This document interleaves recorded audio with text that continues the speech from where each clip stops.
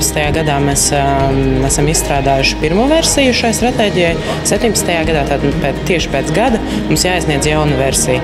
Gribētos, lai salīdzinājumā ar iepriekšējo stratēģiju šī būtu mazliet ambiciozāka, mazliet sakārtotāka, ar skaidrākiem mērķiem un skaidrākiem kritērijiem, kā šos mērķus pēc tam izmērīt.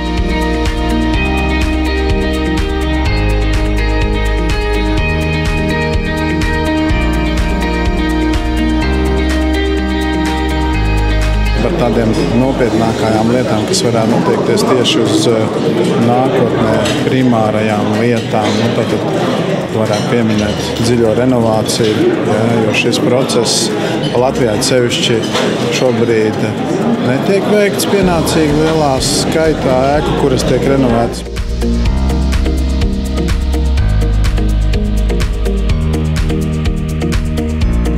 Latvijā apmēram 700 piemēru daudzdzīvokļu ēku labai renovācijai. Tad man priecē, ka nākošais plānošanas periods paredz 1700. Tas ir ievērojams progress, bet tas iekavējums ir stabils. Citas Eiropas valstis to ir veikuši un izdarījuši efektīvāk. Mēs atkal pieminējām tos igauņus. Tā kā ir jāsaspringst un jāizdara nedarītās lietas.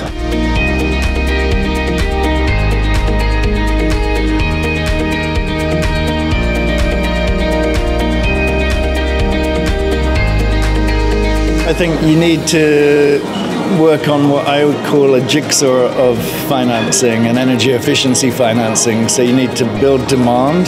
People have to want to do this, to renovate their buildings and make them more efficient.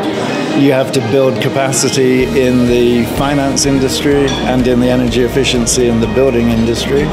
And then you also have to standardize through things like the Investor Confidence Project, which is the project I'm here to talk about today.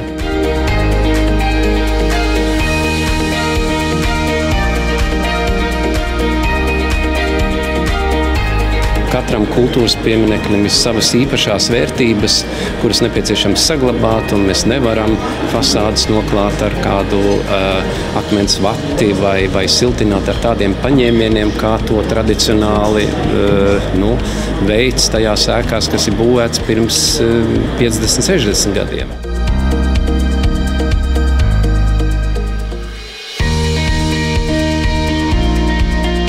Energoefektivitāte, šī ilgspējas lieta, viņa noteikti ir ļoti nopietni jāizpēta. Varbūt šeit mēs redzam to, ka institūcijas un ierēģi pēta un taisa programmas un stratēģijas būvē. Es domāju, ka paralēli tam noteikti šādas pašas darbības jāveic arī tiem reāliem speciālistiem, kas to veiks. Jo būtībā speciālists pirmais sapratīs, kur slēpjas problēma.